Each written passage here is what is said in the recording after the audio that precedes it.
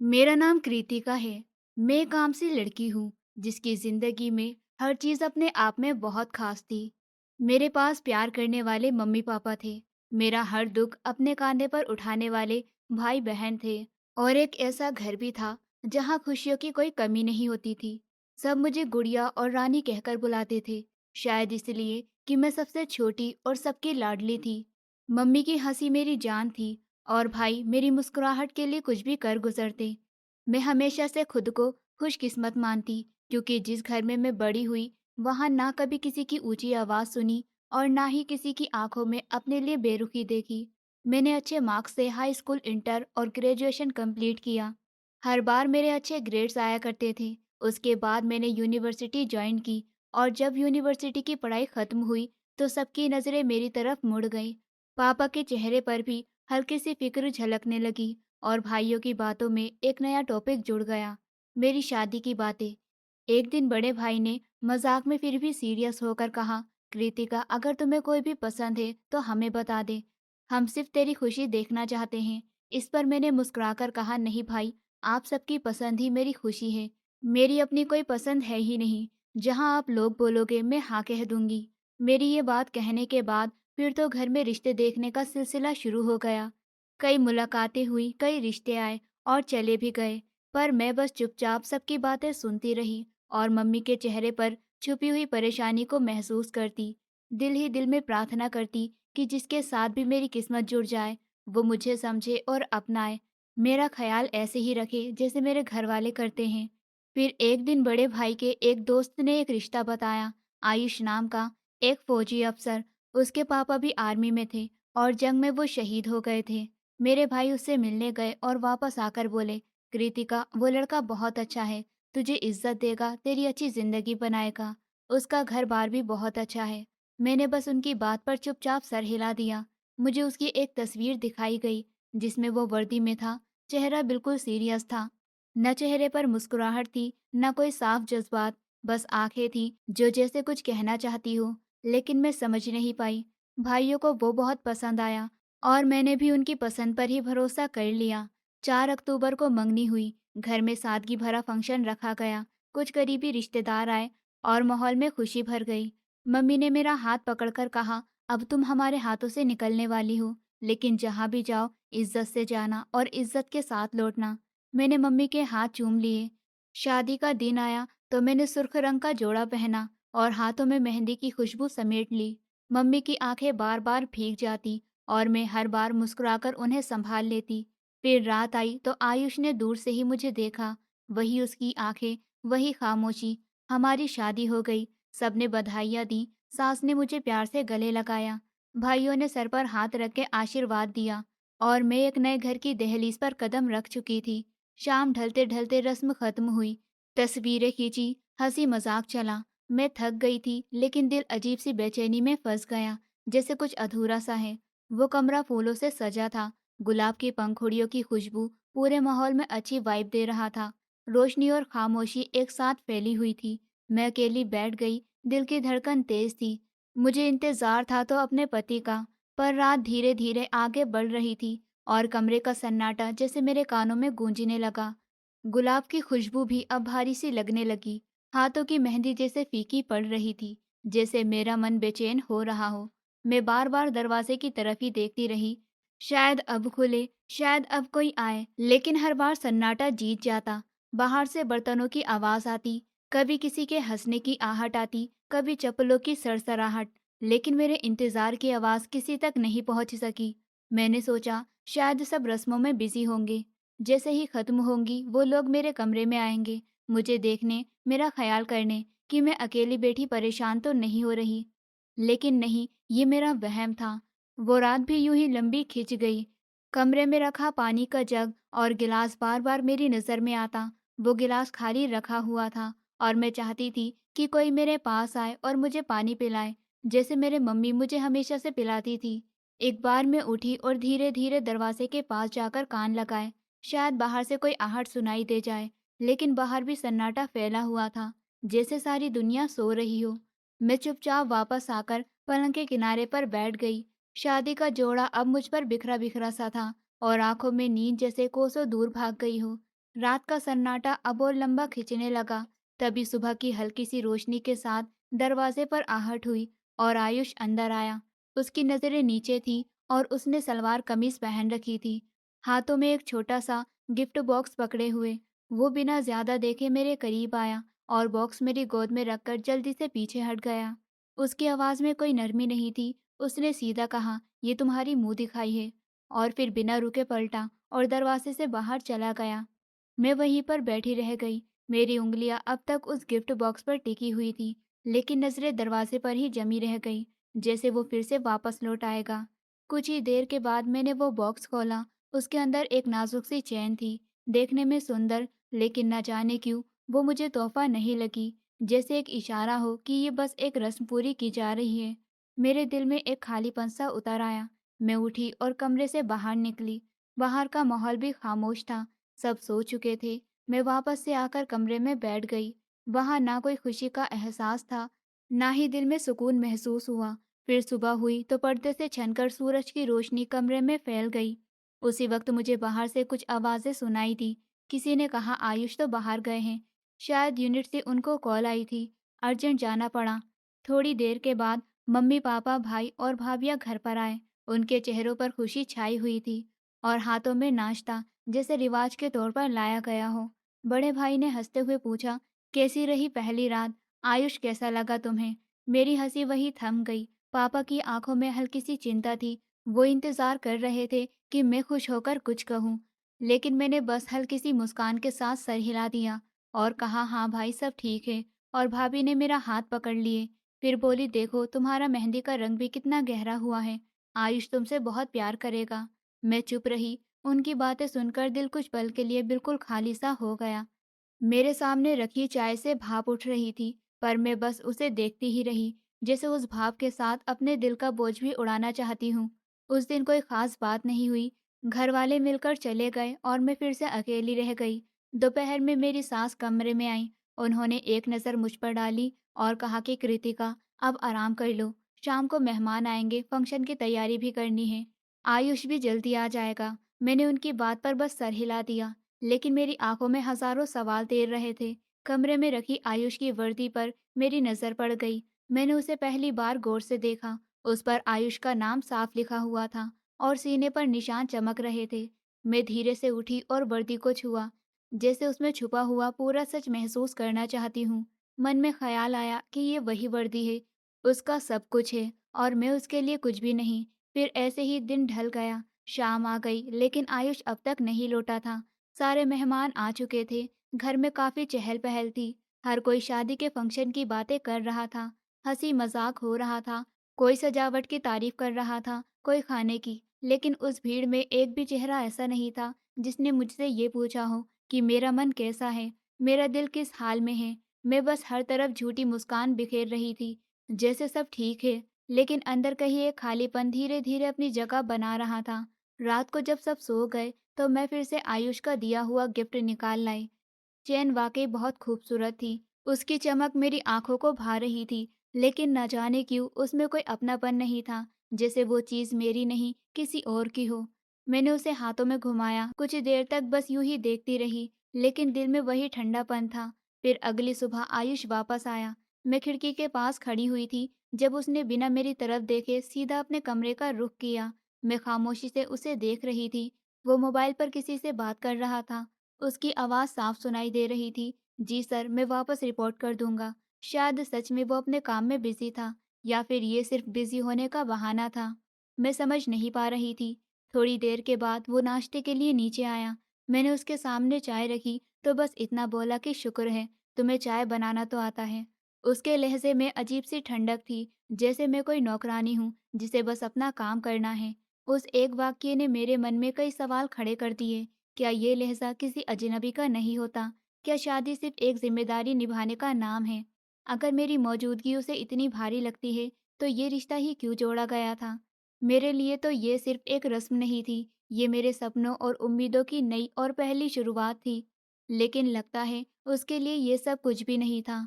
उस रात भी मैंने अपने मन के सारे सवालों को खुद के अंदर ही अंदर दबा लिया और खामोशी से बिस्तर पर लेट गई।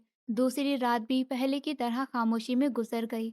सुबह की शुरुआत बाहर से आती हल्की हल्की आवाज़ों से हुई। बैठक में झाड़ू की सरसराहट थी, किचन से बर्तनों की टन-टन और बाहर से गुजरते ठेले वालों की आवाज़ें आ रही थी। लेकिन मेरे अंदर एक अजीब सा सन्नाटा छा गया। मैं नाश्ता बना रही थी, सास मेरे पास ही बैठी हुई थी। उन्होंने पूछा कि तुम्हें आलू के पराठे बनाना आते हैं ना? इस पर मैंने बिना हिचक के जवाब दिया, जी आते हैं। उन्होंने कहा आयुष को पसंद है, देख लेना कि बस जले नहीं। मैंने कोशिश की कि पराठे सुनहरी और नरम बनाए।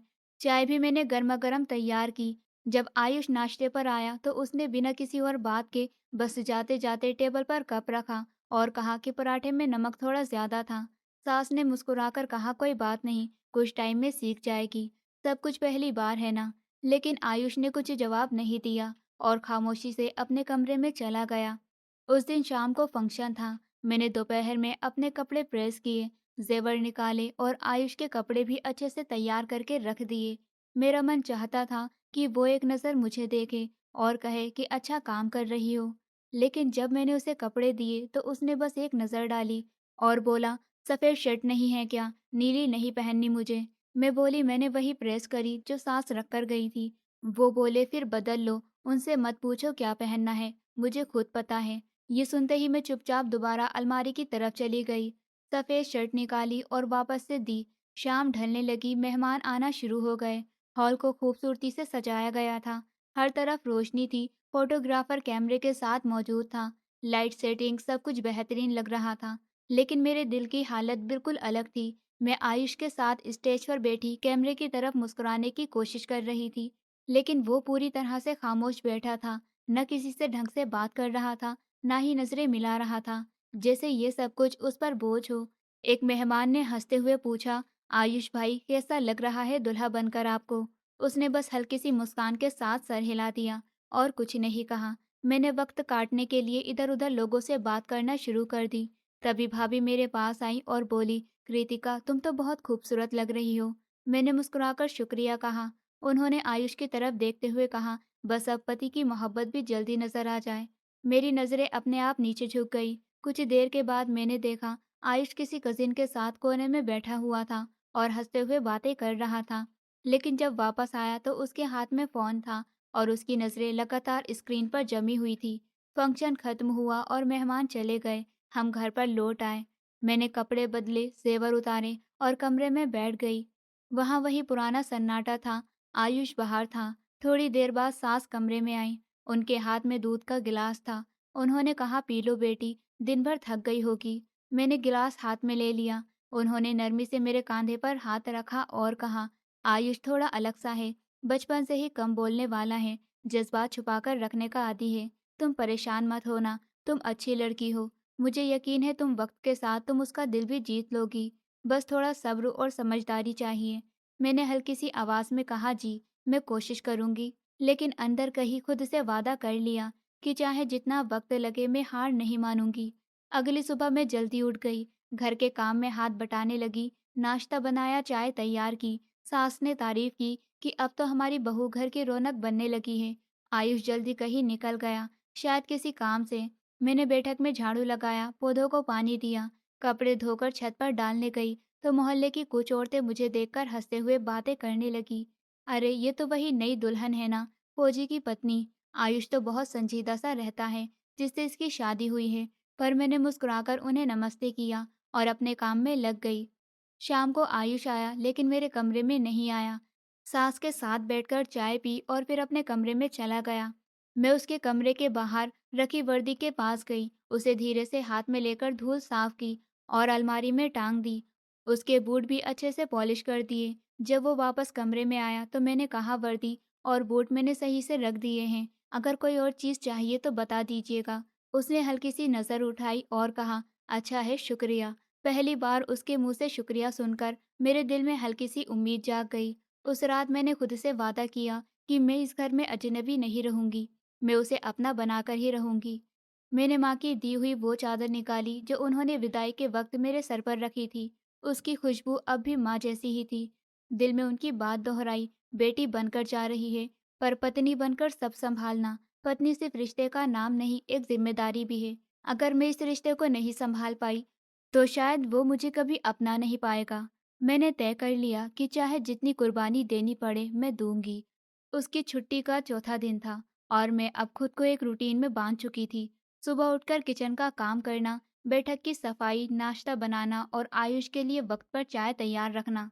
सास अक्सर तारीफ करती, तुमने जल्द ही घर को संभाल लिया है। मैं बस मुस्कुरा देती, लेकिन सच ये था कि मैं हर काम में दिल से पूरी लगन सिर्फ इसलिए डाल रही थी कि शायद आयुष मुझे देख ले, शायद उसकी नज़रें मेरे लिए एक नरमी महसूस करें, उसकी अटेंशन मेरी तरफ हो जाए। आयुष आजकल ज़्यादातर वक्त घर में ही रहता था, लेकिन हमारे बीच बातचीत बहुत कम होती और खामोशी ज़्यादा होती। मैं रोज़ उसके मर्जी के मुताबिक उसकी कमीज़ प्रेस करती, कमरे की हर चीज़ साफ रखती। वो अगर एक चीज़ भी इधर से उधर रख देता तो मैं बिना कुछ कहे उसे वापस उसी जगह पर रख देती। एक दिन दोपहर को आयुष बैठक में बैठा हुआ था। मैंने उसके लिए ठंडा शरबत बनाया और ट्रे में रखकर उसके पास ले गई। ये पी लीजिए, घर में बहुत गर्मी हो रही है। मैंने कहा। आयुष ने बिना मेरी तरफ देखे कहा, मुझे प्यास नहीं है, अंदर रख दो। मैं चुपचाप शरबत अंदर ले आई। शाम को जब चाय बनाई तो फिर लेकर गई। इस बार उसने हाथ आगे बढ़ाया, लेकिन जैसे ही कप हाथ में पकड़ा तो उसने कहा, थोड़ी मीठी ज्यादा हो गई है, अगली बार जरा ध्यान रखना। मैंने बस सर हिलाया और वापस आ गई। एक दिन दोपहर को मैं कुछ सामान लेकर नीचे गई और सास किसी रिश्तेदार के घर गई हुई थी। आयुष कमरे में था। मैंने मौका अच्छा समझकर बेड पर उसके करीब बैठते हुए कहा, अगर आपको मुझ में कुछ पसंद नहीं आ रहा है, मेरी आदत, मेरा काम या कुछ भी, तो आप मुझे बता दीजिए, मैं बदलने को तैयार हूँ।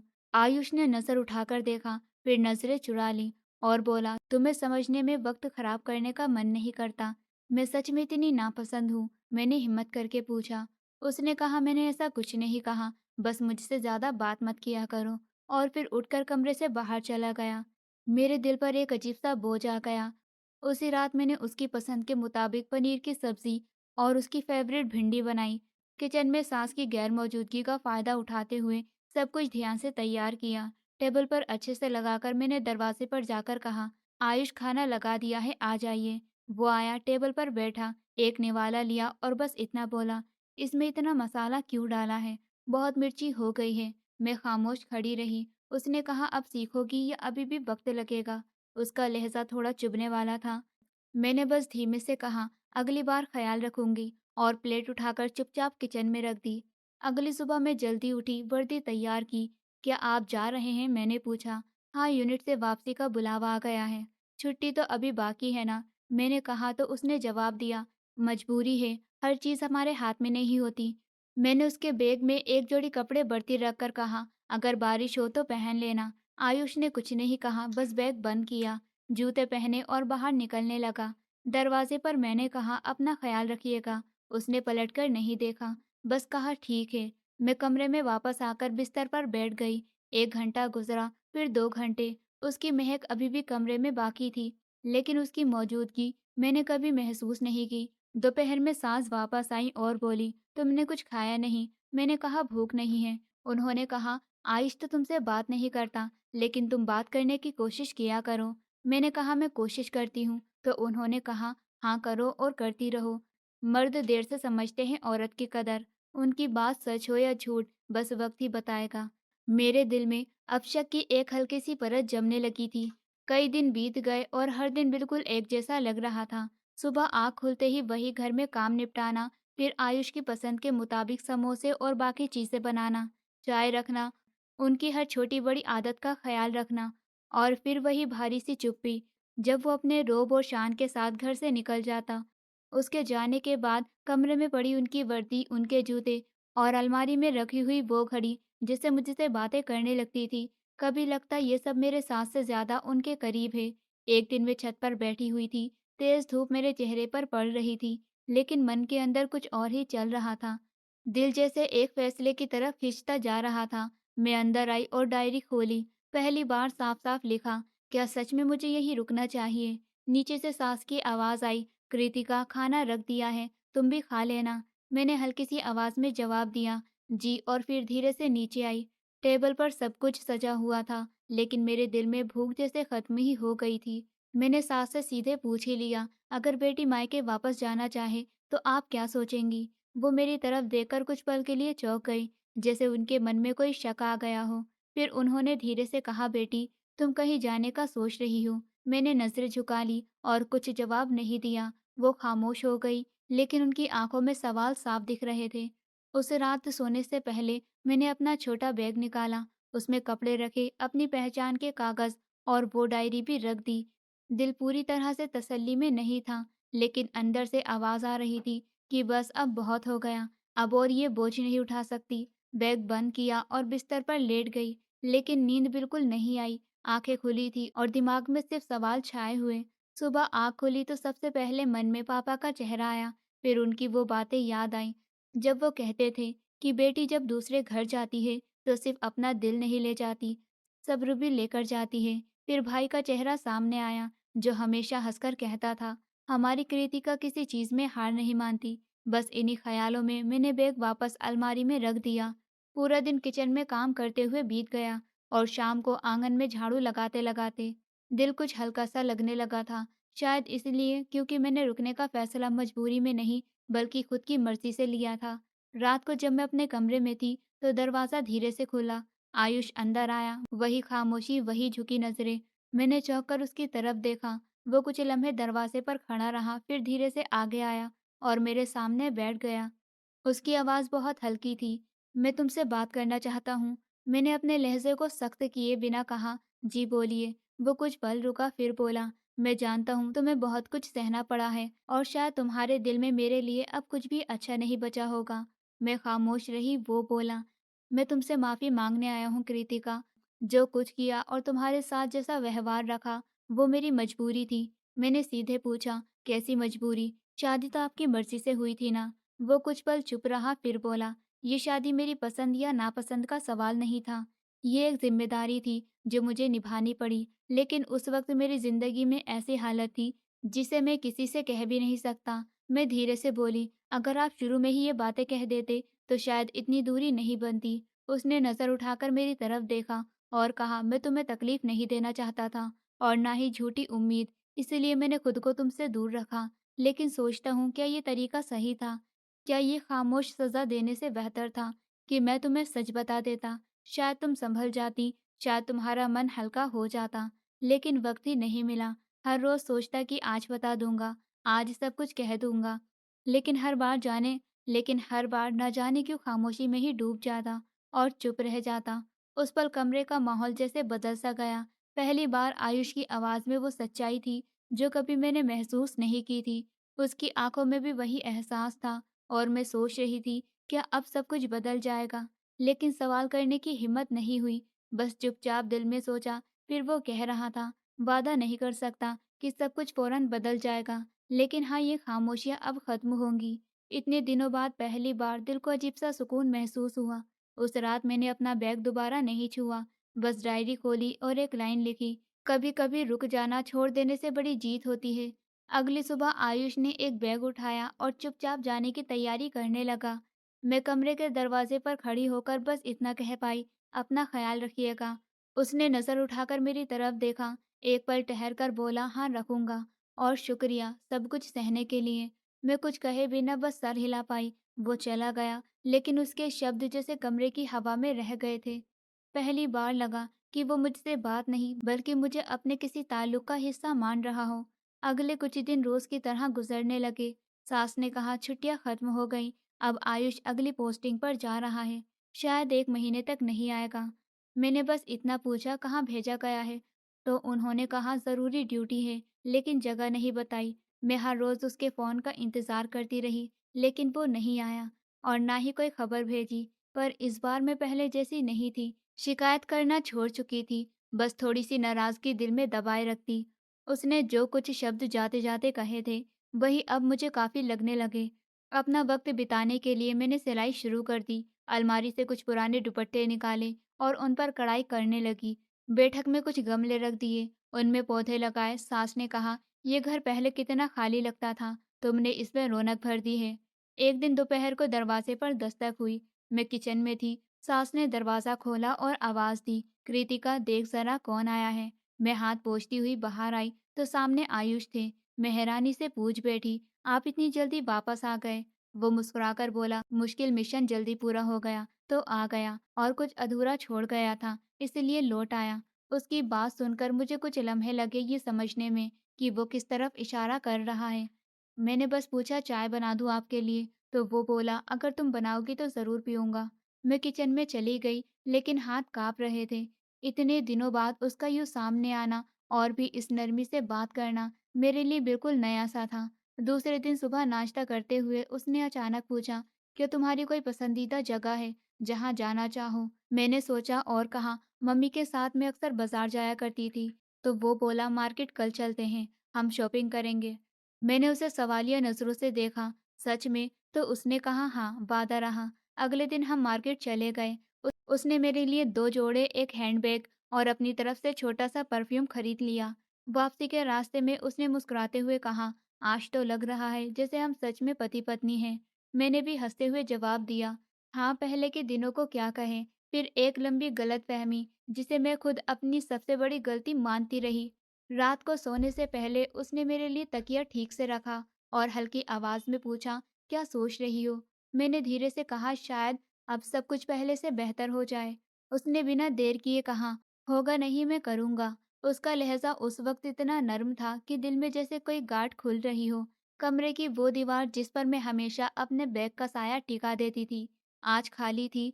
बैग वापस अलमारी में रख दिया गया और दिल में वही पुरानी बातें जैसे फिर से बंद हो गई। ये एक नई शुरुआत थी और इस बार मैं सिर्फ़ रुकने के लिए नहीं, बल्कि सच में साथ निभाने के लिए तैयार थी। सुबह जल्दी कमरे की खिड़की से धूप की एक पतली सी लकीर अंदर घुस रही थी। मैं पर्दा हटाने लगी, तभी आयुष ने करवट बदल ली और आंखें खोल दी। उसने धीरे से कहा, चाय मिलेगी। उसकी आवाज़ में एक अजीब सा अपनापन था, जैसे पहली बार किसी ने मुझसे इतने नर्म लहजे में कुछ मांगा हो। मैंने मुस्कुराकर कहा, बस 5 मिनट में लेकर आती हूँ। किचन में चाय बनाते हुए मेरा मन बार बार सोच रहा था, क्या सच में सब कुछ बदल गया है या ये बस एक सपना है। लेकिन चाय की खुशबू और मेरी आंखों की ताजगी ये यकीन दिला रही थी कि ये सपना नहीं, मेरी अपनी हकीकत है। नाश्ते के बाद आयुष ने अचानक से कहा, चलो आज बाहर चलते हैं, फिल्म देखते हैं। मैं हैरान होकर उसकी तरफ देखने लगी। फिल्म? हाँ, क्यों, तुम्हें पसंद नहीं है क्या? मैंने कहा, पसंद है, बस हैरानी हो रही है क्योंकि पहले कभी मौका ही नहीं दिया ना। उसने मुस्कुराते हुए कहा, अब तो मुझे तुम्हें हर वो चीज़ देनी है जिससे तुम खुश हो। सिनेमा हॉल में हमने एक कॉमेडी फिल्म देखी। पूरे समय वो मुझसे बातें करता रहा, छोटे-छोटे मज़ाक करता और बीच-बीच में झुककर कान में कोई बात कह देता। फिल्म खत्म होने के बाद उसने कहा, चलो कुछ खरीद भी लेते हैं। मैंने मना किया, कल ही तो कपड़े खरीदे थे। उसने हँसकर कहा, वो मैंने दिलवाए थे, आज तुम्हारी बारी है। हम एक बुटीक में गए, उसने मेरी पसंद से 2 सूट चुनवाए, फिर खुद एक नीला दुपट्टा उठाकर बोला, ये तुम पर बहुत अच्छा लगेगा। मैंने कहा, ये तो थोड़ा अलग है। उसने तुरंत कहा, हाँ, इसीलिए तो। पुरानी कृतिका पुराने रंग पहनती थी, अब नई कृतिका को नए रंग पहनने चाहिए। मेरी हंसी निकल गई। मैंने कहा, आप आजकल बहुत बातें करने लगे हैं। उसने नरमी से जवाब दिया, प्यार सब सिखा देता है। गाड़ी में लौटते वक्त उसने मेरा हाथ अपने हाथ में लिया। मैंने नजरें झुका ली, लेकिन दिल के अंदर एक अजीब सा सुकून उतर गया। अगले दिन शाम को वो मुझे दरिया के किनारे ले गया। वहाँ पानी की लहरें हल्की ठंडी हवा के साथ बह रही थी। हम दोनों चाय के कप हाथ में लिए चुपचाप बैठे हुए थे। तभी उसने कहा, कृतिका, तुम्हारे कुछ सपने होंगे ना? मैंने हल्की मुस्कान के साथ कहा, हाँ, पुराने सपने जो वक्त ने छीन लिए। उसने मेरी आंखों में देखते हुए कहा, अब नए सपने देखो, और वो भी मेरे साथ। मैंने धीरे से कहा, अब जो भी सपने हैं वो बस तुमसे जुड़े हुए हैं। उस पल जैसे हमारी जिंदगी में सचमुच रंग भरने लगे। हर दिन एक नया एहसास लेकर आता। कभी वो सुबह जॉगिंग के लिए कहता, कभी छत पर चाय पीने का प्लान बनाता। एक दिन सास ने कहा, तुम दोनों के चेहरे पर अब रोशनी नजर आती है, लगता है कि घर में बाहर आ गई है। मैंने शर्माकर नजरें झुका ली। आयुष की छुट्टी बढ़ चुकी थी। हम एक ही किताब के 2 पन्ने एक साथ पढ़ते। फिर वो कहता, तुम्हारी आवाज़ में पढ़ने का अंदाज़ बहुत अच्छा है, ऐसे सुनाया करो मुझे। वो मेरा खाना पकाने में भी साथ देने लगा। प्याज काटते हुए अक्सर हाथ काट बैठता और फिर हंसकर कहता, मैं फौजी हूँ, लेकिन तुम्हारे किचन के हथियारों से हार गया। मैं मरहम लगाते हुए कहती, अब किचन भी तुम्हारा मैदान जंग है। हमारी जिंदगी अब एक नए मोड़ पर थी। वो शामें जो कभी खामोशी से गुजरती थी, अब हंसी से भर गई। मोहल्ले की औरतें कहती, आयुष तो बदल गया है, लगता है तुम्हारा प्यार जीत गया। मैं मन ही मन में सोचती, नहीं मैं तो बस सब्र कर रही हूँ, बाकी ऊपर वाला सब ठीक कर रहा है। एक शाम आयुष अचानक से बोला, तुम्हें तैरना आता है? मैंने कहा नहीं, लेकिन सीखना चाहती हूँ। तो उसने कहा तैयार रहना, परसों झील पर लेकर जा रहा हूँ। वो वादा पूरा करने वाला इंसान था। मेरी बर्थडे पर चुपके से केक लेकर आया, सास के साथ मिलकर कमरा सजाया और जब मैं अंदर आई तो कमरे की हर दीवार पर छोटे छोटे नोट चिपके हुए थे। मेरी रोशनी और सारी खुशी ने मुझे बदल दिया।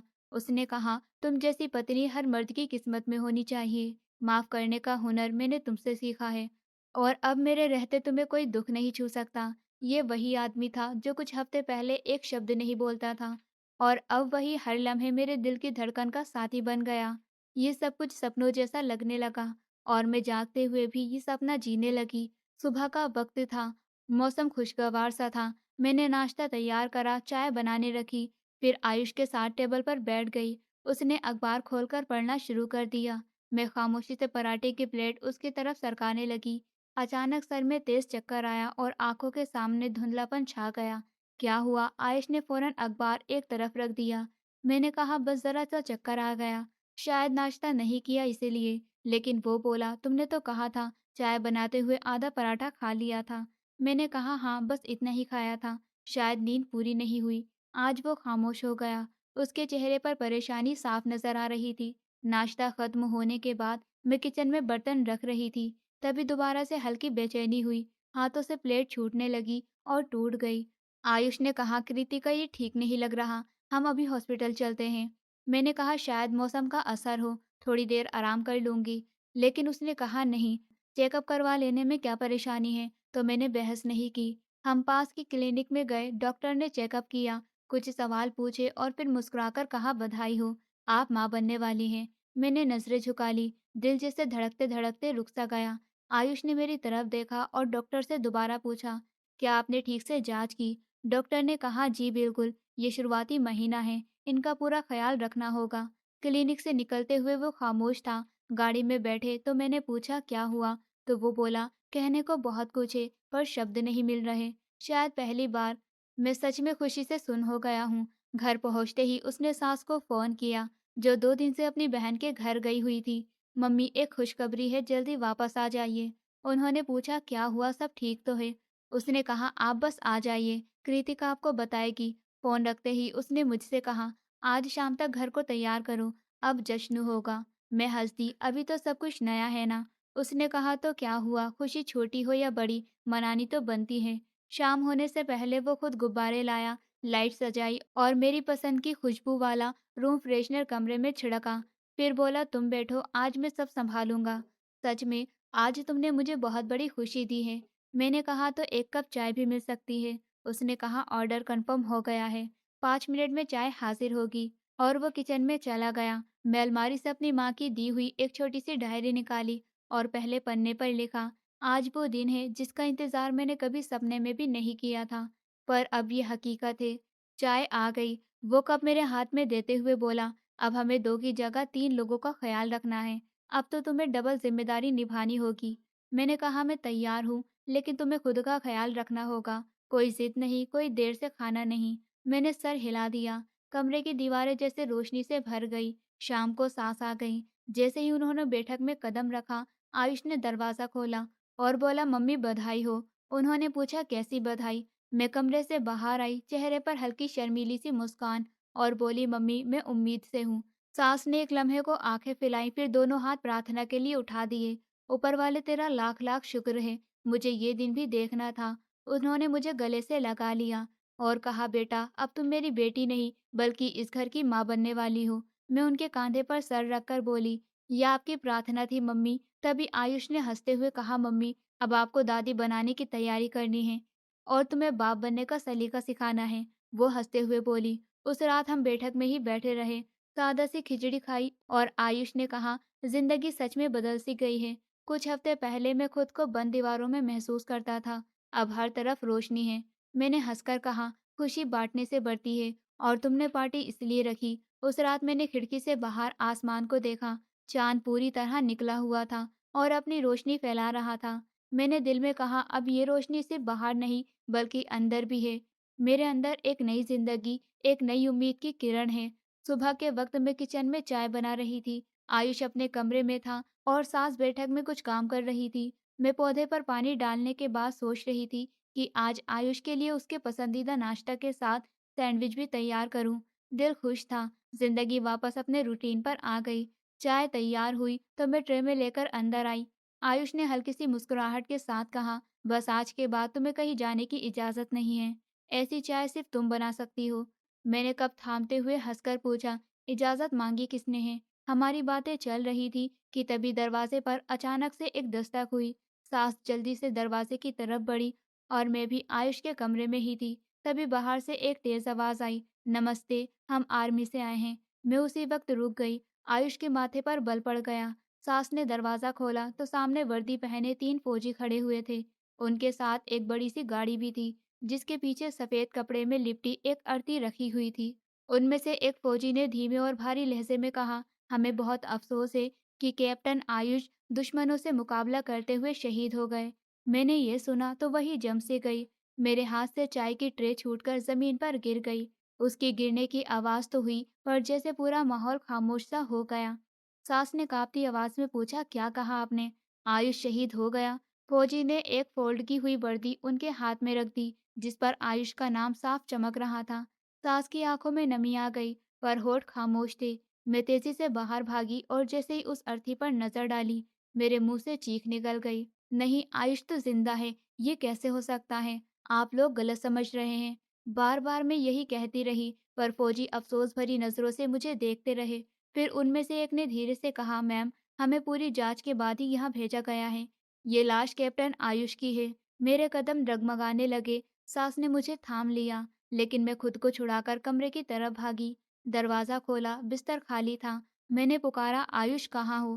पर कोई जवाब नहीं आया। कमरे का दरवाजा खुला हुआ, अलमारी बंद थी, लेकिन बिस्तर सजा हुआ, जैसे अभी वो यहाँ से गया हो। मेरी सांसें तेज हो गई। मैं भागकर फिर से बाहर आई और जोर से कहा, नहीं, वो कहीं गया है, बाजार गया होगा, फोन पर बात करने के लिए बाहर निकला होगा। ये लाश किसी और की हो सकती है। फौजियों ने अर्थी को जमीन पर रखा, चादर धीरे से हटाई। चेहरा वही था, बिल्कुल वैसे ही जैसे मैं रोज देखती, लेकिन आंखें बंद थी और जिस खामोशी में आयुष था। मैं जमीन पर बैठ गई। सास ने मेरे कांधे पर हाथ रखा और सिर्फ इतना कहा, बेटा, फौज वालों के फैसले पत्थर पर लिखे होते हैं, लेकिन मेरे दिल ने इस फैसले को अपनाया ही नहीं। ये आयुष नहीं हो सकता। वो मुझसे वादा करके गया था कि कभी मुझे छोड़कर नहीं जाएगा। उसने मुझे दिखाया था कि अभी हमारे पास बहुत सा वक्त बाकी है। मैं एक बार फिर कमरे की तरफ भागी, क्योंकि मेरा दिल बार बार यही कह रहा था कि वो अभी मुझे पुकारेगा कि चलो चाय पीते हैं। कमरा वैसे ही था, तकिए पर उसका सिर रखने का निशान अभी भी था और मेज पर रखी चाय की प्याली वैसे ही ठंडी पड़ी हुई थी। मेरा मन टूटने लगा और आंखों से बस आंसू बह रहे थे। इतने में दरवाजे पर किसी के दस्तक देने की आवाज आई। मैंने पलटकर देखा तो आयुष दरवाजे पर खड़ा था। मैंने रोते हुए उसकी तरफ देखा और कहा, तुम यहाँ कैसे? उसने आगे बढ़कर कहा, कृतिका, बाहर क्या हो रहा है? मैंने हड़बड़ाते हुए कहा, सब कह रहे हैं कि तुम शहीद हो गए हो। तुम खुद बाहर आकर देखो। आयुष बाहर आया तो सास के कदमों में बैठा एक फौजी आंखें बंद कर कर प्रार्थना कर रहा था। आयुष ने आगे बढ़कर कहा, मम्मी, आपको अपने बेटे की शहादत को मानना होगा, लेकिन ये बेटा आयुष नहीं, अर्जुन है। मेरी हालत ऐसी थी कि आवाज तक नहीं निकली। मैं बस तस्वीर को देखती रह गई। आयुष ने अर्थी की तरफ देखते हुए कहा, जिस रात हमारी शादी हुई, उसी रात मेरी पोस्टिंग का एक खुफिया आदेश आया और मुझे तुरंत बॉर्डर के लिए निकलना पड़ा। मैं तुम्हें अकेला छोड़ना नहीं चाहता था और ना ही चाहता था कि तुम ये महसूस करो कि शादी के अगले ही दिन तुम्हारा पति चला गया। इसीलिए मैंने अर्जुन से कहा कि वो कुछ ही दिन तुम्हारे साथ रहे, ताकि तुम्हें अकेलापन महसूस ना हो। वो तुम्हें अपनी भाभी मानता था, इसलिए उसने तुम्हारे साथ हमेशा रिस्पेक्ट भरा रिलेशन बनाए रखा। लेकिन तुम्हें ये नहीं पता था कि वो मैं नहीं, मैं उस वक्त बॉर्डर पर था और जब मैं वापस आया तो अर्जुन वहां चला गया। फिर मेरा दूसरा मिशन आया तो वो मेरे बदले दोबारा से गया और इस बार वो वापस नहीं आया।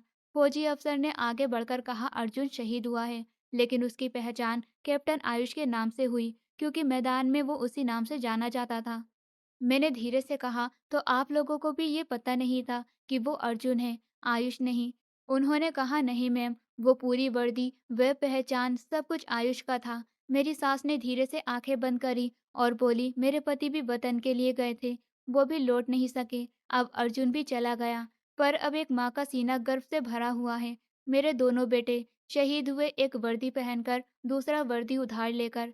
मैं कुछ देर अर्थी के पास बैठी रही और आंखों से एक आंसू टपक कर लकड़ी पर जा गिरा। आयुष ने मेरे पास आकर बैठते हुए कहा, मैंने तुम्हें बहुत कुछ नहीं बताया, पर यह सब इसलिए था कि तुम्हें किसी धोखे में नहीं रखूं। मैं सिर्फ एक पति नहीं, एक सिपाही भी हूँ। तुमने खुद को बचा लिया और भाई चला गया। मेरी आवाज भारी हो गई थी। अर्जुन ने जबरदस्ती मेरी जगह ली। उसने कहा था कि वो नहीं चाहता मैं तुम्हें अकेला छोड़कर जाऊं। उसने कुर्बानी दी मेरे लिए, तुम्हारे लिए और इस रिश्ते के लिए। मैंने पहली बार खुद से पूछा, क्या मैं प्यार के नाम पर जो दुख सहती रही, वो असल में किसी और की कुर्बानी थी? सास ने आगे बढ़कर मेरा सर गोद में रखा। तुम अर्जुन की अमानत हो और आयुष की हकीकत। तुमने कई दुख सहकर जो सब्र किया, वो भी एक फर्ज था। फिर अर्थी ले जाई गई। फौजी इज्जत से उसको सलामी देकर विदा हुए। मैं, आयुष और सास दरवाजे पर खड़े हुए थे। सूरज की किरणें तेज थी और मेरे दिल में एक नया सूरज उग आया। ये सिर्फ सच का इंतजार नहीं, ये नए एहसास की शुरुआत थी। कमरा खामोश था। बाहर बैठक में कुछ बची हुई लाइट्स जल रही थी। अर्थी को विदा हुए घंटों भर हो गया, लेकिन मेरे दिल में वो मंजर ठहर सा गया। मैं कमरे के कोने में बैठी हुई थी। आयुष मेरे सामने कुर्सी पर था। हम दोनों के बीच खामोशी थी। सास हम दोनों को अकेला छोड़ गई, जैसे जानती हो कि अब बहुत कुछ कहना और सुनना बाकी है। तुम्हें सब कुछ जानना है ना? आयुष ने आखिरकार अपनी चुप्पी तोड़ी। मैंने हाँ में सर हिलाया। शब्दों की जरूरत नहीं थी। आयुष ने धीरे धीरे बोलना शुरू किया। शादी की रात मुझे खुफिया मिशन के लिए रवाना होना था। सब कुछ अचानक से हुआ। मैं चाहता तो इनकार कर सकता था, लेकिन ड्यूटी तो ड्यूटी होती है। तुम्हें अकेला छोड़ने का ख्याल भी अंदर से मुझे तोड़ रहा था। तभी अर्जुन मेरे कमरे में आया। वो मेरी हालत समझ रहा था। उसकी बातें मैं खामोश सुन रही थी। हर शब्द जैसे दिल पर अलग अलग निशान छोड़ने लगे। मैंने अर्जुन से कहा कि वो कुछ दिनों के लिए मेरी जगह ले ले। हमारी शक्ल एक जैसी थी, बस कपड़े मेरे थे। हालात ने इजाज़त दी और वो मान गया। मैंने उससे कहा, बस इतना ख्याल रखना कि कृतिका को ये महसूस ना हो कि वो अकेली है। वो हैरान था, कहने लगा, मैं कैसे किसी और औरत के सामने पति बनकर रह सकता हूँ, जो हकीकत में मेरी भाभी है। अर्जुन ने मेरी तरफ देखा। वो तुम्हें भाभी ही समझता था, इसीलिए तुमसे दूरी बनाए रखी, बातचीत कम की और सख्त लहजा अपनाया। इसीलिए वो कभी मेरी आंखों में आंखें डालकर बात नहीं करता था। मैं एकदम से चौंकी। आयुष ने सर हिलाया। वो तुमसे दूर रहा क्योंकि वो मुझसे जुड़ा हुआ था और तुम्हारी इज्जत उसके लिए सबसे ज्यादा खास थी। कमरे की रोशनी हल्की थी। दीवार पर हमारी शादी की तस्वीर टंगी हुई थी। मैं काफी देर तक उस तस्वीर को देखती रही, जिसे मैं इतना सख्त दिल समझती थी। वो दरअसल मेरी हिफाजत कर रहा था। अर्जुन ने तुम्हारे दिल में जगह नहीं बनाई, क्योंकि वो जानता था कि वो जगह मेरी है। मैंने गहरी सांस ली और फिर वही मिशन, आयुष ने जवाब दिया। जब मैं वापस आया, अर्जुन वहां से चला गया और जब अगली बार मुझे फिर से बुलाया गया, मैं रवाना होने वाला था कि अर्जुन ने कहा, अब तुम नहीं जाओगे, तुम्हारी पत्नी है, तुम्हारी नई जिंदगी शुरू हुई है, मैं जा रहा हूँ। मेरा बहुत मन था कि मैं खुद जाऊं, पर वो जिद्दी था। उसने एक बार फिर मेरी जगह ले ली। मैंने हैरान होकर पूछा, हाँ? बस इस बार मैं रुक गया और वो चला गया। वो फौजी नहीं था, लेकिन मेरी वर्दी पहनकर मेरे नाम के साथ मेरे मिशन पर चला गया। शायद उसे पता था कि वापस आना अब मुमकिन नहीं होगा। मेरी आंखों में नमी आ गई, लेकिन जवाब खामोशी थी। मैं अपने दिल में सारे लम्हे दोहराने लगी। जब मैंने अर्जुन को बुरा भला कहा, उसके व्यवहार से तंग होकर घर छोड़ने तक का सोच लिया था, और आज जब सच पता चला तो दिल में उसके लिए इज्जत और भी बढ़ गई। आयुष ने आगे बढ़कर मेरी हथेली पकड़ ली। मैं जानता हूँ तुम्हें धोखा महसूस हो रहा होगा, लेकिन यकीन करो, जो कुछ हुआ उसमें किसी का इरादा तुम्हें तकलीफ देना नहीं था। मैंने उसकी आंखों में देखा। अब कुछ भी बुरा नहीं लग रहा। मुझे सिर्फ इस बात का अफसोस था कि मैं अर्जुन को कभी अपना समझ ही नहीं सकी। उसने तुम्हें अपना माना, इसलिए डर रहा था। मैं कुर्सी से उठकर ड्रेसिंग टेबल के आईने के सामने जाकर खुद को देखने लगी। आईने में मेरा चेहरा था, लेकिन आंखों में आज पहली बार खामोशी। क्या हम उसकी कुर्बानी को यूं ही गुम होने देंगे? मैंने पीछे पलटकर पूछा। आयुष ने कहा, नहीं, मैंने उसके नाम पर एक फाउंडेशन कायम करने का फैसला किया है, जहां ऐसे नौजवानों की मदद होगी जो अपने सपनों की कुर्बानी देशों के लिए दे देते हैं, और मैं भी उसमें तुम्हारे साथ रहूंगी। सास कमरे के दरवाजे पर खामोश खड़ी हुई थी, शायद बहुत देर से सुन रही थी। वो अंदर आई, मेरे सर पर हाथ रखा और कहा, मेरा एक बेटा चला गया, लेकिन मुझे फ़क्र है कि उसने अपने भाई की ज़िंदगी बचाने के लिए अपनी जान दी और तुम वो बेटी हो जिसने इस कुर्बानी को अपना माना। मैंने सास को गले लगाया। वो धीरे से बोली, अर्जुन अभी हमारे साथ है, तुम्हारे दिल में हमारी प्रार्थना है और इस जज्बे में जिसे दुनिया कभी नहीं भूलेगी। उस रात मैंने डायरी खोली और लिखना शुरू कर दिया। अर्जुन, मैं तुम्हें कभी पति नहीं समझती थी, लेकिन आज तुम मेरे दिल के सबसे खास हो। तुमने दूरी रखकर इज्जत की और कुर्बानी देकर रिश्ता निभाया। तुमने जो सब छोड़ा है वो मैं सारी उम्र संभाल कर रखूंगी। सुबह के वक्त आयुष अपने बैग के साथ बैठा हुआ था। वर्दी प्रेस हुई, जूते पॉलिश और चेहरे पर वही खामोश संजीदगी जो हर बार जाने से पहले उसके चेहरे पर आ जाती। मैंने चुपचाप बिस्तर छोड़कर उसके लिए चाय बनाई, बैग के करीब बैठकर कप उसकी तरफ बढ़ाया। आज भी वही मिशन है? मैंने हल्के से पूछा। उसने कहा, हाँ, बॉर्डर एरिया की निगरानी है, 3 दिन की ड्यूटी है, वापसी का पता पक्का है। अगर मौसम साफ हुआ तो तीसरे दिन की शाम तक लौट आऊंगा। मैं अब सवाल नहीं करती, बस ये समझ गई हूँ कि ये प्यार सिर्फ रुकने और रोकने का नाम नहीं, बल्कि साथ चलने का और जान देने का भी है, जो सीखना पड़ता है। आयुष ने मेरा हाथ पकड़ लिया। अब पहले वाली कृतिका नहीं रही हो, क्योंकि अब मैं सिर्फ पत्नी नहीं हूँ, एक शहीद की भाभी भी हूँ, एक माँ की बेटी भी, जिसने कुर्बानी को जीना सिखा दिया। मैं उसकी आंखों में देख रही थी और महसूस कर रही थी कि इन आंखों में सिर्फ ड्यूटी नहीं, बल्कि एक गहरी मोहब्बत भी है, जो शब्दों में बयां नहीं हो सकती। उसने अपने हाथों से मेरे बाल पीछे किए और बोला, कृतिका, वक्त कम है, लेकिन वादा है, हर इंसान में तुम्हें याद रखूंगा। मैं उसके चेहरे को देखते हुए बस सर हिलाकर रह गई, क्योंकि दिल में जो डर था उसे कहने की हिम्मत नहीं हुई। उसने बैग उठाया और दरवाजे की तरफ बढ़ा। मैं भी पीछे चल पड़ी। बाहर गाड़ी खड़ी थी। ड्राइवर नमस्ते करके खड़ा हो गया। आयुष ने एक आखिरी बार मेरी तरफ देखा और मुस्कुरा दिया। वो मुस्कान जिसमें जाने का दुख और लौटने की उम्मीद दोनों थे। मैं वहीं खड़ी उसे दूर जाते देख रही थी।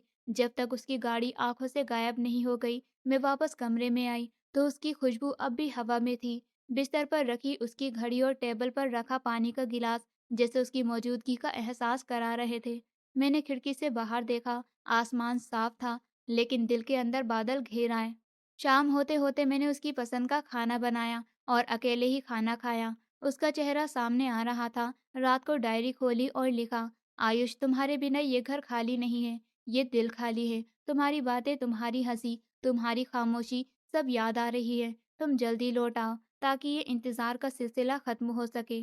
अगली सुबह मैं जल्दी उठ गई। घर में अजीब सी खामोशी थी, जैसे सब कुछ थम गया हो। मैंने चाय बनाई और खिड़की के पास बैठकर बाहर देखने लगी। दूर तक धुंध फैली हुई थी और सड़कें सुनसान। दिल में एक अजीब बेचैनी थी, लेकिन खुद को समझा रही थी कि सब ठीक होगा। तभी फोन की घंटी बजी। दिल जैसे जोर से धड़कने लगा। कॉल आर्मी कैब से थी। आवाज संजीदा सी थी। उन्होंने कहा कि मौसम खराब हो गया है और बॉर्डर पर हालात थोड़े स्ट्रेसफुल हैं, इसलिए ड्यूटी बढ़ सकती है। मैं खामोशी से सुनती रही और बस इतना कहा कि जी समझ गई। फ़ोन रखते ही मेरी आंखें भर आईं, लेकिन खुद को संभाला, क्योंकि आयुष को मेरी हिम्मत पर भरोसा था। मैंने पूरा दिन खुद को काम में उलझाए रखा। उसकी पुरानी चिट्ठियाँ निकाली और पढ़ने लगी। हर शब्द में उसका प्यार, उसकी फ़िक्र झलक रही थी। शाम को मैंने उसकी माँ के साथ बैठकर बातें की। उन्होंने कहा, बेटा, ये इंतज़ार भी मोहब्बत का एक हिस्सा है। जो निभा ले वही सच्चा होता है। रात ढलने लगी तो मैंने आसमान में चाँद देखा और सोचा, शायद इसी चाँद को आयुष भी देख रहा होगा। उसी पल लगा जैसे वो मेरे पास है। उसकी खुशबू, उसकी आवाज़ सब महसूस हो रही थी। मैं मुस्कुरा दी और अपने दिल को यकीन दिलाया कि वो ज़रूर लौटेगा। अगली सुबह फिर वही इंतज़ार, फिर वही प्रार्थना और फिर वही आसमान जिसे देख मैं हर रोज़ ये सोचती थी कि शायद आज कोई खबर आ जाए। लेकिन दिल के किसी कोने में यकीन पक्का था कि आयुष अपना वादा निभाएगा और मेरे पास लौट कर आएगा। जब वो जा रहा था, मैं आयुष को जाते हुए देख रही थी। उसका हर कदम जैसे मेरे दिल के किसी हिस्से को छूता चला गया। दरवाजे के बाहर जाते वक्त उसने एक बार पीछे मुड़कर मेरी तरफ देखा था और उस नज़र में न जाने कितनी बातें छुपी हुई थी। शायद एक वादा या शायद एक भरोसा था कि वो लौटेगा। मैं काफ़ी देर वहीं पर खड़ी रही थी, जब तक वो गली के मोड़ से चला नहीं गया। मेरे दिल में अर्जुन की याद और आयुष की परछाई एक साथ घुलने लगी। उस रात मैं बहुत देर तक सो नहीं पाई। घर के हर कोने में जैसे कोई खामोशी छा गई। सास कमरे में चुपचाप प्रार्थना कर रही थी। मैं बालकनी में बैठी आसमान की तरफ देखने लगी। बादल तेज चल रहे थे और ठंडी हवा मेरे चेहरे को छू रही थी। मुझे अर्जुन का वो आखिरी लम्हा याद आया जब उसने आयुष की जगह खुद मिशन पर जाने का फैसला किया। उसके चेहरे पर कोई डर नहीं था, बस एक अजीब सी शांति थी, जैसे वो पहले से जानता हो कि उसका रास्ता कहाँ खत्म होगा। उस ख्याल के साथ ही मेरी आंखों से आंसू बहने लगे, पर मैं रोते हुए भी महसूस कर रही थी कि ये आंसू सिर्फ दुख के नहीं बल्कि गर्व के भी हैं। सुबह में उठी, चाय बनाते वक्त मैं सोचती रही कि जिंदगी अब जैसे दो रंगों में बढ़ गई है। एक रंग वो जिसमें मेरा बीता वक्त है, अर्जुन की कुर्बानी, उसकी मुस्कान और उसका ना होना, और दूसरा रंग वो जिसमें आयुष है, उसकी जिम्मेदारियां, उसका फर्ज और मेरा उसके साथ होना। दिन धीरे धीरे बीतते रहे। हर शाम मैं दरवाजे पर बैठकर उसकी वापसी का इंतजार करती, लेकिन इस बार इंतजार लंबा हो गया।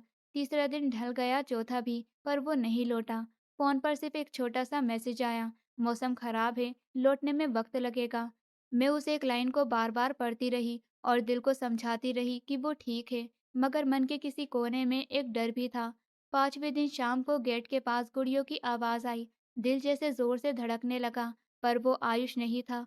फौज के दो जवान आए और उन्होंने सिर्फ इतना कहा, मिशन लंबा हो गया है, वो ठीक है मगर अभी लौटना मुश्किल है। मैंने राहत की सांस ली, पर पता नहीं क्यों उसकी गैर हाजिरी और भारी लग रही थी। रात को मैं फिर से डायरी के पन्ने खोल बैठी। मैंने लिखा, अर्जुन, अब तुम्हारे भाई को देखकर लगता है जैसे तुम्हारी ही परछाई हो। मैं उसकी आंखों में वही हौसला, वही अपनापन देखती हूँ जो तुम्हारी आंखों में था। शायद यही वजह है कि मैं उसे खोने से डरती हूँ। मैं चाहती हूँ कि वो लौट आए ताकि मैं उसकी आंखों में ये यकीन देख सकूं कि हमने जो खोया है वो बेकार नहीं गया। मैं पन्ना बंद करके उठी और सास के कमरे में चली गई।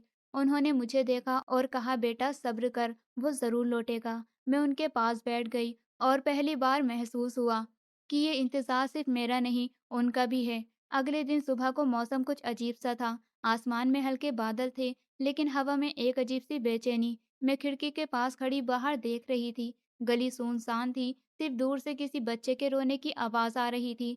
दिल में अजीब सा डर भी बैठा हुआ था। मैं चाहकर भी काम में मन नहीं लगा पा रही थी। सास ने मुझसे कहा, बेटा बस प्रार्थना कर, सब ठीक होगा। मैंने सर हिलाया और कमरे में आकर चुपचाप हाथ फैलाए प्रार्थना करने बैठ गई। जैसे जैसे शब्द मेरे होठों से निकल रहे थे, वैसे वैसे दिल हल्का होता गया। उसके बाद मैंने अपने हाथ उठाकर बस यही दुआ मांगी, ए ऊपर वाले, आयुष को सलामत रखना और उसे मेरे पास लौटा देना। वो दिन भी ढलने लगा, लेकिन कोई खबर नहीं आई। शाम होते होते अंधेरा फैल गया और मेरी बेचैनी और बढ़ गई। तभी दरवाजे पर हल्की सी दस्तक हुई। मैं दौड़कर गई, दरवाजा खोला तो सामने एक छोटा सा पार्सल रखा हुआ था। मैंने चारों तरफ देखा, वहां कोई नहीं था। पार्सल पर सिर्फ मेरा नाम लिखा था। अंदर जाकर उसे खोला तो उसमें एक छोटा सा नोट और एक चांदी का कड़ा था। नोट में बस इतना लिखा हुआ था, ये तुम्हारी प्रोटेक्शन के लिए है, मैं लौटूंगा आयुष। मेरे हाथ कांप गए। ये उसका ही था। उसके लिखावट में नाखूबी पहचान सकती थी। नोट को सीने से लगाए और आंखों से आंसू बहने लगे। मैं बैठ गई और कड़े को हाथ में डालकर घुमाने लगी, जैसे उसमें उसकी मौजूदगी हो। रात को सोने से पहले मैंने वो कड़ा चूम लिया। उस रात मुझे एक अजीब सा सुकून मिला, जैसे वो कहीं दूर होते हुए भी मेरे पास है। अगले कुछ ही दिन ऐसे ही गुजरते रहे। मैं रोज दरवाजे की तरफ उम्मीद से देखती, हर शाम बालकनी में खड़ी आसमान की तरफ देखती और मन में सोचती कि वो भी कहीं उसी आसमान के नीचे है। एक हफ्ते बाद खबर आई कि उनका मिशन पूरा हो गया है और वो लौट रहे हैं। उस पल दिल जैसे छलांग मारने लगा। मैंने सास को ये खबर दी, उनके चेहरे पर भी मुस्कान आ गई। अगले दिन सुबह से ही मैं घर की सफाई में लग गई, जैसे कोई अपना बहुत खास लौट रहा हो। दोपहर के करीब गेट के बाहर गाड़ियों की आवाज आई। मैं दौड़कर बाहर गई और देखा, आयुष खड़ा हुआ था। धूल से सना चेहरा, आंखों में थकान, लेकिन होठों पर हल्की मुस्कान। मैंने बिना कुछ कहे उसके पास जाकर उसे देखना शुरू किया। उसने बस इतना कहा, मैं लौट आया हूँ, और उस पल मुझे लगा जैसे मेरा दिल वापस अपनी जगह आ गया हो। आयुष के लौटने के बाद घर में जैसे फिर से रौनक लौट आई। उसके कदमों की आहट से ही मेरा दिल भर आता। वो थका हुआ था, लेकिन फिर भी हर वक्त मेरी तरफ देखकर मुस्कुराता रहता। रात को खाने के बाद हम दोनों छत पर चले गए। आसमान में चांद बिल्कुल गोल था, हवा हल्की ठंडी सी थी और चुपचाप हमारे बीच बहुत कुछ कह रही थी। मैंने धीरे से कहा, तुम्हें पता है तुम्हारे बिना घर कितना सुनसान लगता है। आयुष ने मेरी तरफ देखा और बस मुस्कुराकर बोला, मुझे भी तुम्हारी याद ने चैन से बैठने नहीं दिया। मैं तुम्हारी हर प्रार्थना, हर याद महसूस कर सकता था। उसकी आंखों में सच्चाई देखकर मेरे होठों पर हल्की मुस्कान आ गई। मैंने उसका हाथ पकड़ लिया और बस चुपचाप आसमान देखने लगी। दिन हफ्तों में बदले और मैं अपने गर्भ के हर महीने को महसूस करने लगी। जैसे जैसे समय बीतता गया, बच्चा भी मेरे अंदर हलचल करने लगा। कभी वो हल्के से लात मारता तो मैं हंस पड़ती। आयुष अपना हाथ मेरे पेट पर रखता और कहता, "यह हमारे छोटे से बेबी की दस्तक है।" वो हर दिन मुझसे पूछता कि मैं कैसी हूँ, क्या खाया, क्या आराम किया है या नहीं। मुझे लगता था जैसे वो मेरे हर पल पर नजर रखता है। आखिर वो दिन भी आ गया जब मुझे तेज दर्द शुरू हुए। रात का समय था और बारिश हो रही थी। आयुष तुरंत मुझे अस्पताल लेकर गया। रास्ते भर वो मेरा हाथ पकड़े रहा और कहता रहा, "सब ठीक होगा, मैं तुम्हारे साथ हूँ।" दर्द बर्दाश्त से बाहर था, लेकिन उसके शब्दों ने मुझे हिम्मत दी। कुछ घंटों बाद डॉक्टर ने एक प्यारे से बेटे को मेरी गोद में रखा। उसकी छोटी सी आंखें बंद थी और होठ गुलाबी से थे। मैं उसे देखकर रो पड़ी। आयुष ने हमारे बेटे को उठाया और उसके माथे को चूमा। फिर मेरी तरफ देखकर कहा, "ये मेरी पूरी दुनिया है।" घर लौटने के बाद जैसे हमारी जिंदगी में एक नया मौसम आ गया। घर में बच्चे की किलकारियां गूंजने लगी। रात को उसकी रोने की आवाज पर हम दोनों साथ उठते। मैं उसे दूध पिलाती और आयुष मुझे पानी लाकर देता। वो हर वक्त मेरे और बच्चे के आसपास घूमता, जैसे हमें किसी भी खतरे से बचाना उसका काम हो। हमारे दिन भारी बीतने लगे, लेकिन दिल सुकून से भर गया। बेटे का नाम हमने आरव रखा। वो धीरे धीरे बड़ा होने लगा। उसकी आंखों में वही मासूमियत और वही चमक थी जो आयुष की आंखों में थी। जब वो पहली बार हंसा तो लगा जैसे पूरे घर में उजाला फैल गया हो। मैं उसे गोद में लेकर देर तक खेलती। आयुष भी काम से लौटकर सीधे उसके पास जाता और दोनों अपनी ही दुनिया में खो जाते। समय यूं ही गुजरता गया, लेकिन एक दिन आयुष को फिर से ड्यूटी के लिए जाना पड़ा। इस बार मिशन लंबा था और खतरनाक भी। मैंने उसे चुपचाप तैयार होते देखा। मन में डर था, लेकिन चेहरे पर मुस्कान रखी। उसने जाते हुए आरव को चूमा और मुझसे कहा, "मेरी हिम्मत बनकर रहना, मैं जल्दी लौटूंगा।" उसके जाने के बाद घर फिर से खाली सा लगने लगा, लेकिन अब मेरे पास आरव था। उसकी मुस्कान और मासूम शरारतों ने मेरी तन्हाई को भर दिया। हर रात मैं आरव को सीने से लगाकर सोती और आसमान की तरफ देखकर प्रार्थना करती कि आयुष ठीक से लौट आए। मैंने एक आखिरी नज़र खिड़की से बाहर डाली। आसमान में हल्की सी धूप थी और पेड़ों के बीच आती ठंडी हवा जैसे किसी नए सफर का इशारा कर रही हो। घर के अंदर सब कुछ बदल चुका था। दीवारों पर अब हंसी की गूंज थी और कानों में उम्मीद की खुशबू। सुबह के वक्त मेरी गोद में हमारा बेटा था, जिसकी आंखों में मुझे अर्जुन की बहादुरी और आयुष का सुकून दोनों नजर आते। सास उसे देखकर मुस्कुराती और कहती कि ये घर अब फिर से पूरा हो गया है। आयुष छुट्टियों पर आया तो पहली बार उसे बच्चे को गोद में लेते देखा। उसकी आंखों में नरमी थी और होठों पर वो मुस्कान जो अक्सर ड्यूटी पर जाते वक्त खो जाती। उसने धीमे से कहा, "अब ये हमारी सबसे बड़ी जिम्मेदारी है और सबसे बड़ी ताकत भी।" मैं जानती थी कि ये बच्चा सिर्फ हमारी नहीं, बल्कि उन सभी की प्रार्थनाओं का हिस्सा है जिन्होंने हमारे लिए अपना सब कुछ दिया। शाम को जब सब सो गए, मैं बच्चे के पास बैठी उसकी उंगलियां थामकर सोचने लगी कि जिंदगी ने मुझे कितने मोड़ दिए हैं। कभी दर्द के साथ रुकना सीखा, कभी हिम्मत के साथ बढ़ना सीखा। अर्जुन की कुर्बानी और आयुष का साथ मेरे दिल में हमेशा एक कहानी की तरह रहेंगे, जिसे मैं अपने बेटे को सुनाऊंगी ताकि वो जान सके कि मोहब्बत सिर्फ पास रहने का नाम नहीं है। मोहब्बत तो कभी कभी दूर रहकर भी निभाई जाती है और कुर्बानी देकर हमेशा जिंदा रखी जाती है। उस रात मैंने अपनी डायरी में आखिरी पन्ना लिखा, "आज मेरा सफर पूरा हुआ, लेकिन ये अंत नहीं है। ये तो एक नए सफर की शुरुआत है, जहां हमारे साथ एक नई उम्मीद चल रही है। और मैं जानती हूँ कि चाहे वक्त जैसा भी आए, हम तीनों हमेशा एक दूसरे के साथ रहेंगे।" इस कहानी की सबसे बड़ी सीख मेरी नज़र में ये है कि मोहब्बत सिर्फ साथ बिताने का नाम नहीं, बल्कि दूर रहकर भी निभाई जा सकती है। मोहब्बत का असली मतलब एक दूसरे की इज्जत करना और मुश्किल वक्त में कुर्बानी देना है। मैंने सीखा कि रिश्ते सिर्फ खुशियों में नहीं, बल्कि दर्द और इज्जत में भी मजबूत होते हैं। अर्जुन ने मुझे सिखाया कि सच्चा प्यार वो है जो बिना कहे समझ जाए, और आयुष ने सिखाया कि भरोसा ही वो पुल है जो दो दिलों को हर हाल में जोड़कर रखता है। मैंने जाना कि जिंदगी हमें जितना तोड़ती है, उतना ही नया बनने का मौका भी देती है। बस हमें हिम्मत और यकीन नहीं छोड़ना चाहिए। और आज जब मैं अपने बेटे को गोद में लेकर खड़ी होती हूँ, तो लगता है कि अर्जुन की कुर्बानी और आयुष का साथ मिलकर मेरे लिए एक नई दुनिया बन गए हैं। ये बच्चा सिर्फ मेरा नहीं, बल्कि उन कई औरतों की उम्मीद है, जिनके अपने लोग बॉर्डर पर खामोश सो गए हैं। मैंने ठान लिया कि इसे डर नहीं, सिर्फ हौसले की पहचान दूंगी, ताकि जब ये बड़ा होकर बॉर्डर की ओर देखे, तो इसकी रगों में भी वही लहू दौड़े, जो अपने वतन के लिए जान देने से पीछे नहीं हटते। यही मेरी मोहब्बत का सबसे सच्चा अंजाम होगा। दोस्तों, उम्मीद करती हूँ आपको हमारी कहानी पसंद आई होगी। कहानी पसंद आई है तो वीडियो को लाइक करें, चैनल पर नए हैं तो चैनल को सब्सक्राइब करें और हाँ, नोटिफिकेशन बेल को ज़रूर दबाएं ताकि अगली अपडेट सबसे पहले आपको मिले।